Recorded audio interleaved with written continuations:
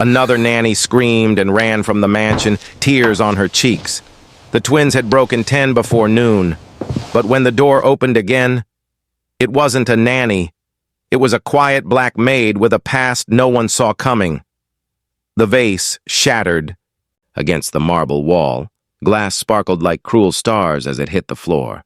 A second nanny fled the house that week, hair disheveled, eyes wet with panic. The front gate slammed behind her as the mansion swallowed her screams. Inside, two identical 7-year-olds stood triumphantly at the top of the staircase, arms folded, eyes daring the world to try again. The billionaire father, Thomas Whitmore, sighed behind his whiskey glass. He loved his twins, but love did not tame them. Since their mother's passing, no caretaker had lasted more than 3 days. Each woman left more broken than the last. The twins were brilliant, but cold, unpredictable, and cruel. And Thomas, a man consumed by grief and business, didn't know how to fix it. Then came her. Ruth stepped through the heavy door without flinching. No resume, no agency, just a referral from a church friend and eyes that had seen more than anyone in that house would ever understand. Her skin was deep as mahogany, her voice low and calm. She wore plain shoes, calloused from years of standing, and carried only a small bag and a worn photograph of a boy in uniform. She didn't ask to meet the twins. She walked past their chaos like she didn't even see it. She went straight to the kitchen and made soup. The twins noticed her silence first. They stormed into the kitchen, determined to throw her off. Spilled flour, broken eggs, screamed insults. She didn't yell, didn't flinch. She wiped the counter clean. "You may eat," she said quietly, "or not. The choice is yours." For the first time, no one responded. They simply watched. Ruth had known chaos before. Years ago, she had buried a son in uniform. He had been kind, brilliant, mischievous, much like the boys upstairs.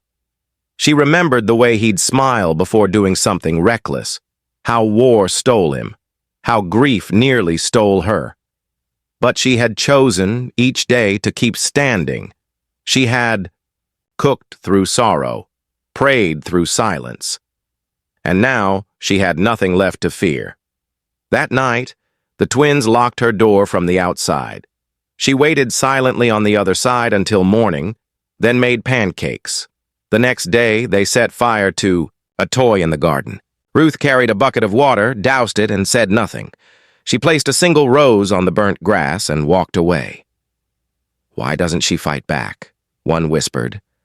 "I don't think she's scared," the other said.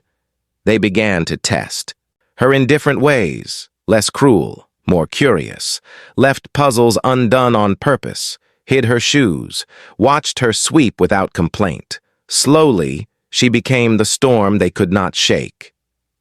Then came the twist. One afternoon, Thomas returned early from a flight. He entered the foyer to find his sons sitting cross-legged on the floor, silent, listening to Ruth read a book about kindness. They looked calm. He watched from the shadows. Ruth turned the page and whispered, "True strength doesn't shout.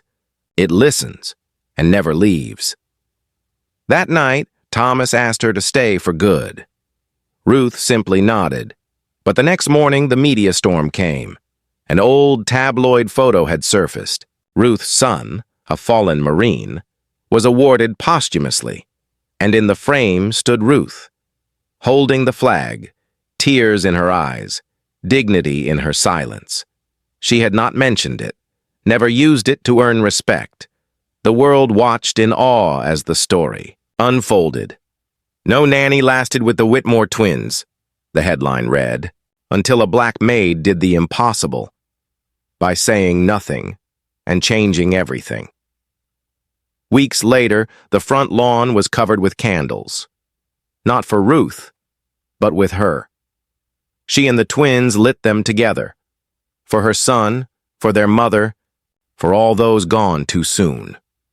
The mansion, once echoing with screams, now carried the hush of healing. The twins held her hands. They didn't say thank you. They didn't need to.